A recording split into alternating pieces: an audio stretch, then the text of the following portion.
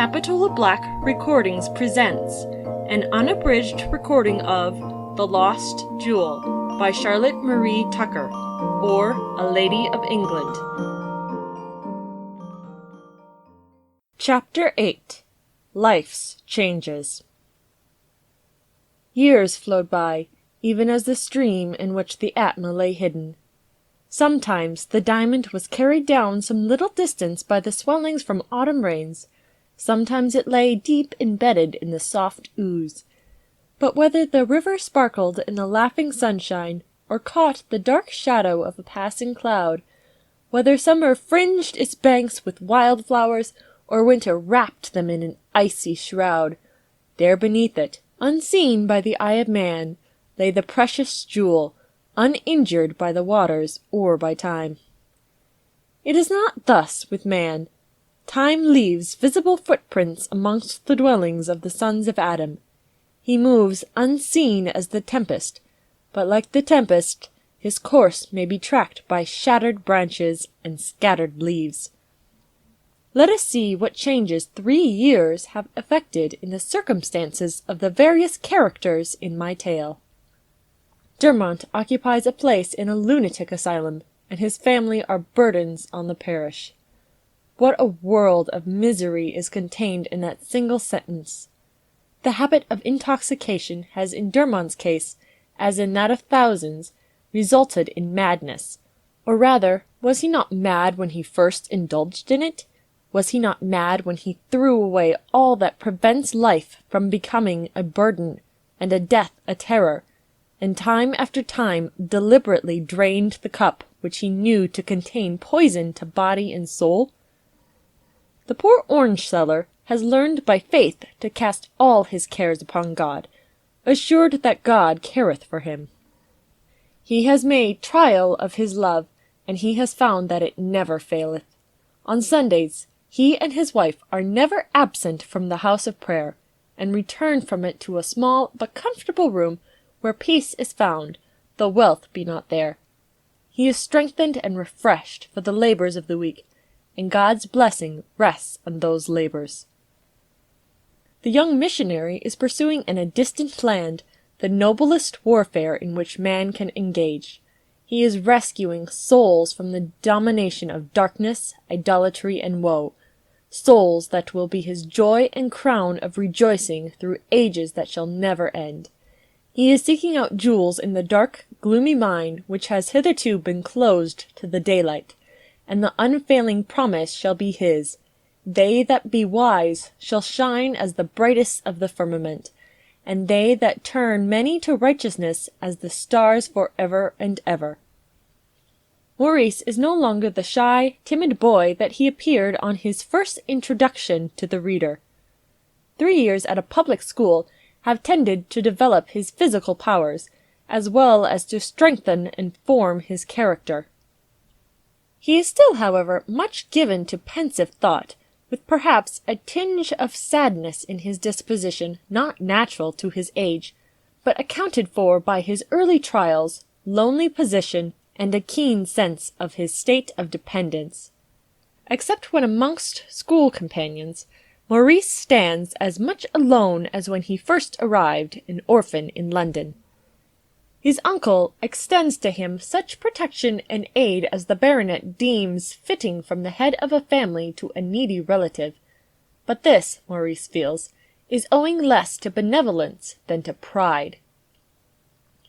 The boy regards his uncle with gratitude as a benefactor, but not with affection as a friend, and reproaches himself that he cannot love more where he owes so much. Maurice's Christmas vacations are spent in London, his midsummer holidays at Grandmont Hall. He always remains at school during Easter, for Albina would not know what to make of a boy during the bustle of the London season. Maurice, however, is unobtrusive and gives little trouble to anyone. He sits by a window with his book, and if he makes his own reflections on what is passing before him, he seldom expresses them aloud.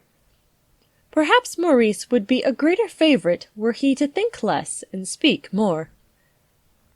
Albina cares little for her cousin. To her he is but a specimen of a most uninteresting species, that of schoolboys at home. A curious specimen, perhaps, with something in him besides Latin grammar and taste for hockey and cricket, but still only a boy, and below much regard until jacket and cap shall be doffed for other and more manly habiliments.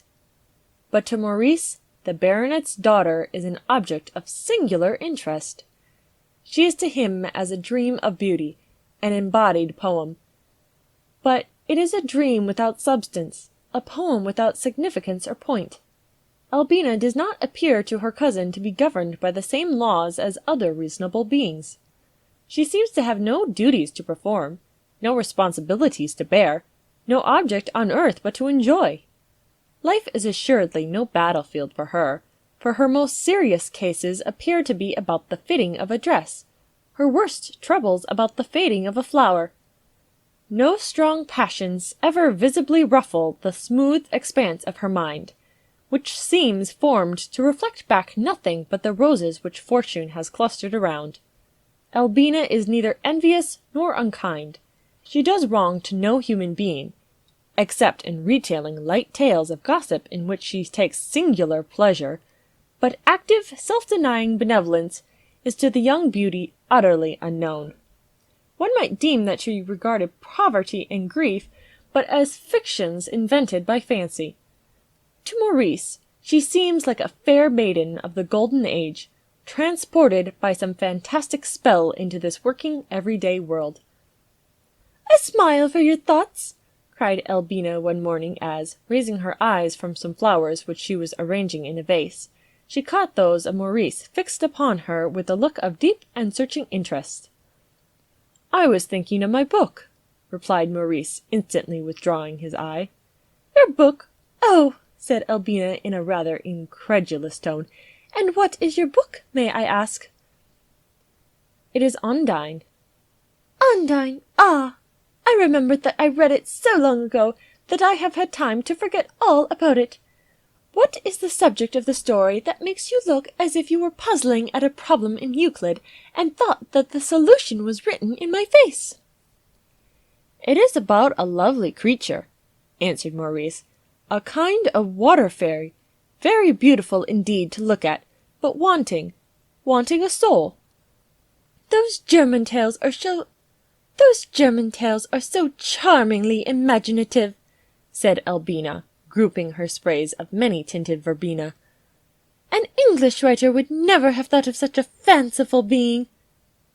"Not Shakespeare?" suggested Maurice.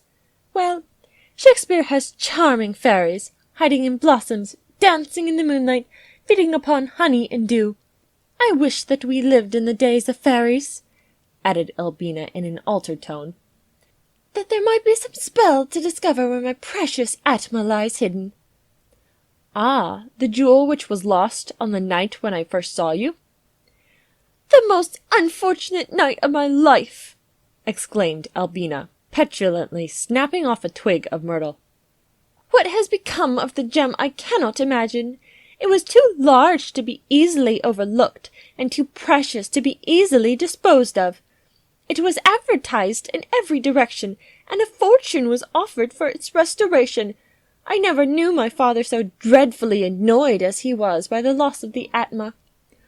I never venture on the subject in his presence, so dearly he valued the jewel."